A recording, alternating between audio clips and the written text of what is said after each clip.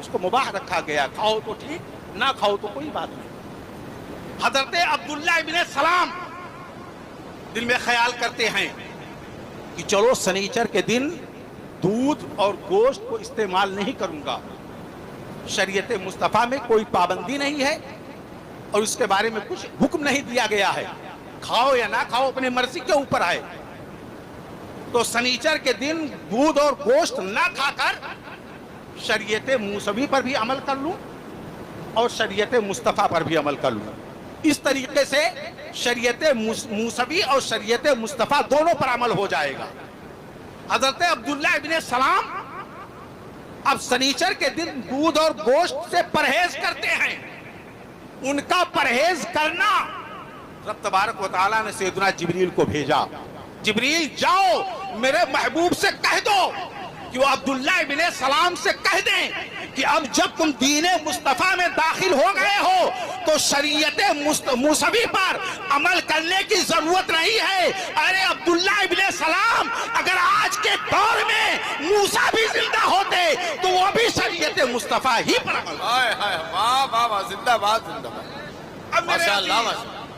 میں آپ لوگوں سے ایک سوال کرنا چاہتا ہوں کہ حضرت عبداللہ ابن سلام صحابی رسول اگر شریعت موسوی پر عمل کر لیں، رب تبارک و تعالیٰ تاکید فرما دے، حکم نازل فرما دے، ہم اور آپ اپنے پیارے محبوب صلی اللہ علیہ وسلم کی باتوں پر کتنا عمل کرتے ہیں؟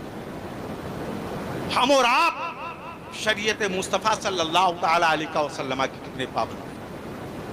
اور میرے عزیز یہی وجہ ہے آج مسلمان جو پریشان ہے، آج جو مسلمانوں کو کچلا جا رہا ہے، مارا جا رہا ہے، پریشان کیا جا رہا ہے، آج جو دنیا کے کامیابی کے دروازے مسلمانوں کے لیے بند ہو رہے ہیں، آج ظالم ہم کو زندگی جینے کا طریقہ بتا رہے ہیں، اس قوم کو طریقہ سکھایا جا رہا ہے جس قوم کے پاس مصطفیٰ صلی اللہ علیہ وسلم کی سیرت بھی موجود ہے اور اللہ کی کتاب قرآن عظیم بھی موجود ہے۔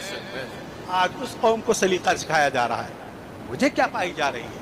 وجہ صرف یہ ہے کہ ہم مصطفیٰ کریم صلی اللہ علیہ وسلم کی باتوں سے دور ہو گئے ہیں۔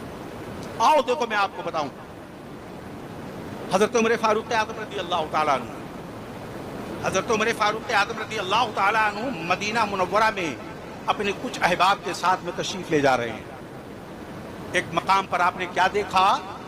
بچے کچی اینٹ زمین پر کھڑی کر کے لائن رسول اللہ صلی اللہ علیہ وسلم کے روضہ شریف کی طرف دیکھنے لگے۔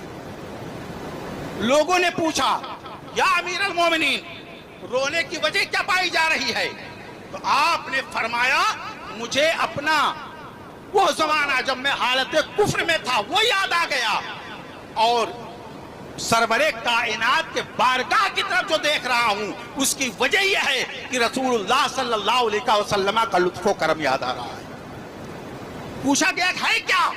حضرت عمر فاروق اعظم فرماتے ہیں جب میں حالت کفر میں تھا مکہ کے اندر اونٹوں کو چرانے کے لیے لے کر جاتا، لیکن مجھ سے اونٹ سیدھا نہیں چلتے، کوئی ادھر بھاگا کرتا کوئی ادھر بھاگا کرتا، لیکن یہ میرے آقا کریم کی محبت ہے، ان کا کرم ہے، ان کا فضل ہے کہ جب سے میں دامن محبوب میں آ گیا، سرور کائنات کے دامن میں آ گیا، اسلام کو مضبوطی سے پکڑ لیا، تو آج عمر کی وہ شان ہے کہ اب اونٹ کی بات الگ ہے، اب عمر کی وہ شان ہے کہ عمر کا نام سن کر بڑی بڑی سلطنتیں سیدھی چلتی ہوئی نظر آ رہی ہیں۔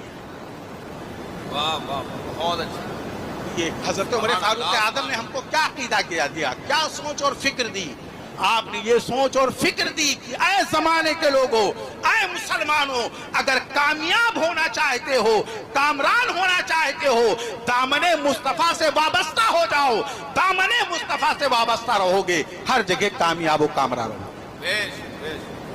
میرے عزیز، مسلمان اسلام کے یادوں کو، مسلمان اسی کو کہا جاتا ہے کہ مسلمان اسلام کے یادوں کو، اسلام کے باتوں کو اپنے سینے سے لگا کر اپنی زندگی کو گزارا ہے۔ آخری بات بتا کر میں اپنی بات کو مکمل کر دوں، ٹائم ہو گیا۔ جی جی، ہم نے اور آپ نے سنا ہوگا، علماء جانتے ہیں، آپ حضرات نے بھی سنا ہوگا، دنیا میں ایک ملک ہے جس کو اندلس کہا جاتا ہے۔ اس سرزمین پر اسلام کی پہلی اینٹ رکھنے والا اپنے زمانے کا ایک نوجوان عبد الرحمن اموی تھا. اس کے بعد میں حضرت طارق بن زیاد اور حضرت موسیٰ بن نصیر رضی اللہ تعالیٰ عنہما نے اسلام کے چمن کو، اسلام کے پھولوں کو وہاں پر بویا، اسلام کو اجاگر کیا. 800 سال یا 850 سال تک اسلام وہاں پر پھلتا رہا، پھولتا رہا. ایک زمانہ آتا ہے کہ مسلمانوں میں سے ایک بادشاہ جس کا نام تھا عبداللہ، اس نے پورے اندلس کو اور مسلمانوں کی قسمت کو، تقدیر کو عیسائیوں کے ہاتھوں سے بیچ کر اندلس کے سرزمین کو چھوڑ کر مراکش میں آ گیا. جب وہاں پر عیسائیوں کی تسلط ہوئی، عیسائی کامیاب ہوئے،